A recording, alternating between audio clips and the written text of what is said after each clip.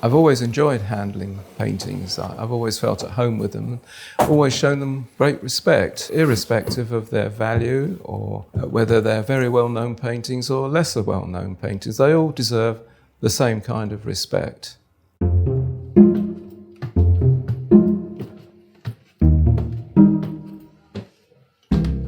I'm Mel King. I'm a full-time painter, and for I reckon the last 40 years I've been a member of Colchester Art Society. I've done my share of portering, working on the selection committee and the general committee, and now I'm at the giddy heights, an honour of being the curator for the permanent collection of pictures and now one sculpture, and also the archivist for the society. After World War II, there seemed to be a spirit of optimism sweeping through the country, particularly in the arts and cultural sectors of the community. Reg Hazel, who was the head of the art school in Colchester, and the book illustrator Jenny Ward, they came up with the idea of an art society for the town.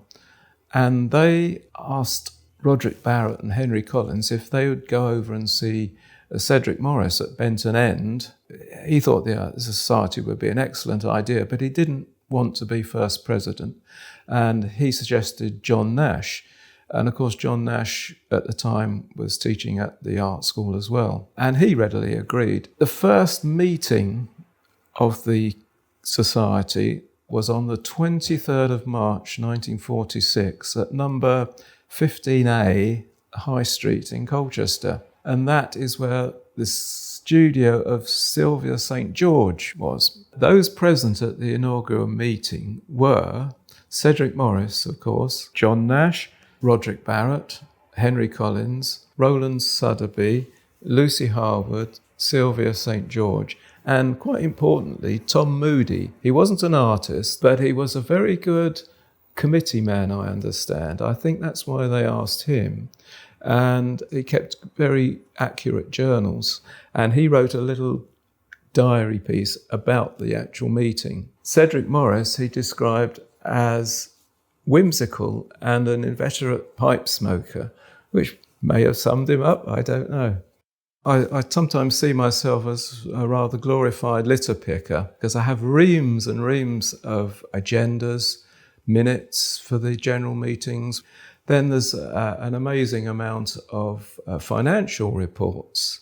It's very interesting just looking at the way the archive has evolved, in fact, because you start with handwritten notes, really quite detailed, and we have a really delightful little ledger which records the very first exhibition of the Art Society at the Castle Museum, of course. They didn't get to the Minras until 57. So it's a handwritten account of all the pictures that came in, whether they were for sale or not, price in guineas, of course. And then they've got the results of the selection, which is quite interesting because Cedric Morris always said that the society should represent professionals and non-professionals. But when it came to selection, whether you're professional or not, the selection was very severe. And it's got the logo pasted onto the front, a reproduction of the logo, which was made by Henry Collins. I remember in one committee meeting some years ago, somebody asked the question, why have we got an oak tree with an eye in it? And I think it was Charles Debenham perked up and said, well, Henry liked trees and he had a good eye. That was good enough, really. I've grown to like the logo. I think it's got something quite strange about it and rather nice. Okay, and here we have the high-tech filing system from the very early days. Charming little item, slightly falling apart, with new members' names written in, addresses, and how much they paid. Oh, actually, this is 1979, £2 for membership. We also have some interesting handwritten letters by some of the prominent members, people like John Nash, Roderick Barrett, Ian Hay, which are really fun to read, and it's nice that we have them. And people occasionally come up with little bits of ephemera. Somebody, I think it was the widow of Mervyn Vallance. After Mervyn had died, she sent a nice little note from Ronald Blythe saying how much he enjoyed a certain exhibition, and he loved the Minories, and was proud to have been a member for so long. And that's the little bits of ephemera like that which come our way, which are always valuable. This is the sales book, 1972 through to around 1990, all handwritten. Some of them were incredibly successful, like Valerie Thornton, who I think she sold 45 pictures in one show.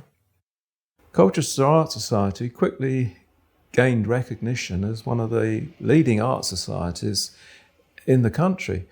And in several exhibitions, they had invited really quite up-and-coming and important to be artists, such as Carol Waite, Robert Buehler, Geoffrey Clark, Edward Borden, and these went on to become RAs. One important and famous painting by Cedric Morris, that is a portrait of Lucian Freud, was actually shown in one of our exhibitions. It was a solo exhibition of Cedric Morris's work, shown at the Minories, and of course that is now in the Tate Gallery. Lucian Freud particularly liked that picture because he said he rather liked the greenish tint that Morris had given to his face.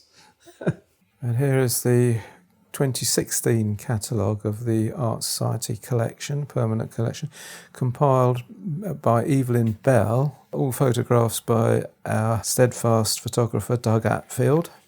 The permanent collection itself started in 1958 when the committee got together and thought it would be a good idea to start a collection of members' works. The initial idea was to run it on a subscription basis, and they suggested that people should pay 10 shillings per person for when the committee wanted to buy a painting. And the idea was that they'd get enough money together and aim for a specific artist and buy one of their works. The first work was Evening at Glenham by John Nash, and that is entered into the accession book as number 1.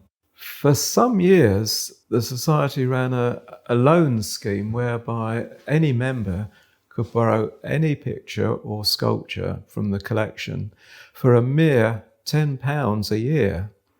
Unfortunately, that had to be curtailed because of insurance costs, basically. It was unfair to expect people to have to cover the insurance liability in their own homes. And the sad story is really that we did lose one of our 2 sculptures. It went out on loan to a family, and suddenly they were gone, they moved, and we never saw it again. It was called Cyclops, and it was a beautiful marble carving by Richard Bedford. So I'm afraid that was the end of that little scheme. It was a great pity. Of course, the Society is very happy to lend pictures to other institutions and other galleries because there's a wonderful scheme called the Government Indemnity Scheme, whereby the government underwrites the insurance for pictures on loan. We've lent pictures to the Towner Gallery for the landscape of Love and Solace, which was the John Nash show.